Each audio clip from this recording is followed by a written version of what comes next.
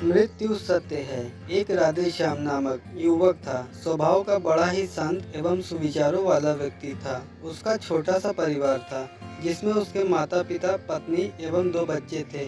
सभी से वे बेहद प्रेम करता था। इसके अलावा वो कृष्ण भक्त था और सभी पर दया भाव रखता था। जरूरतमंद की सेवा करता था, किसी को दुख नहीं देता था।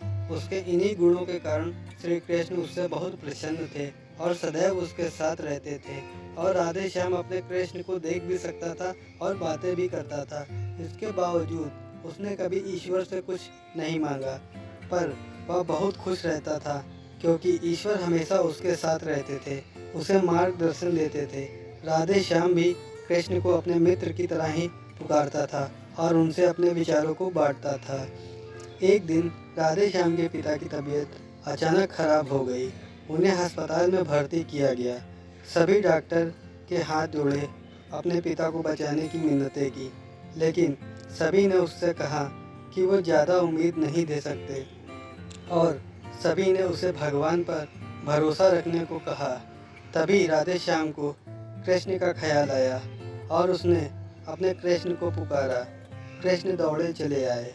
राधे श्याम ने कहा, मित्र, तुम तो भगवान हो, मेरे पिता को बचा लो। कृष्ण ने कहा, मित्र, ये मेरे हाथों में नहीं है।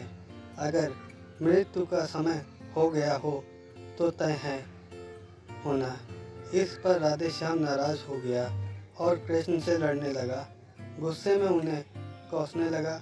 भगवान ने भी उसे बहुत समझाया पर उसने एक ना सुनी।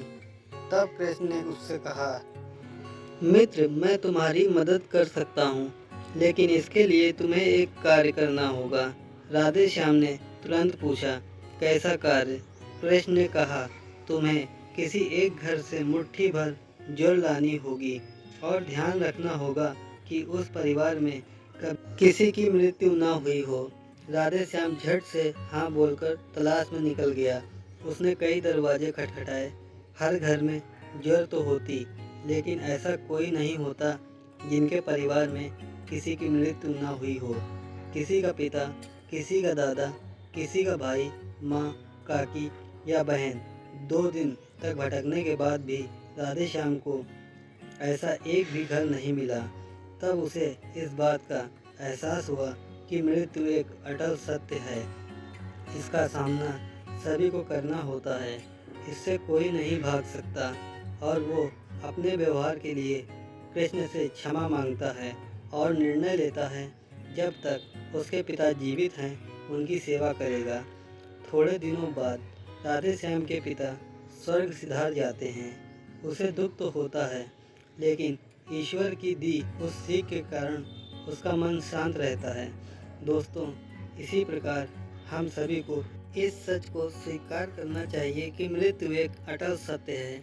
उसे नकारना मूर्खता है। दुख होता है, लेकिन उसमें फंस जाना गलत है, क्योंकि केवल आप ही उस दुख से पीड़ित नहीं हैं, अपितु संपूर्ण मानव जाति उस दुख से रूबरू होती ही है।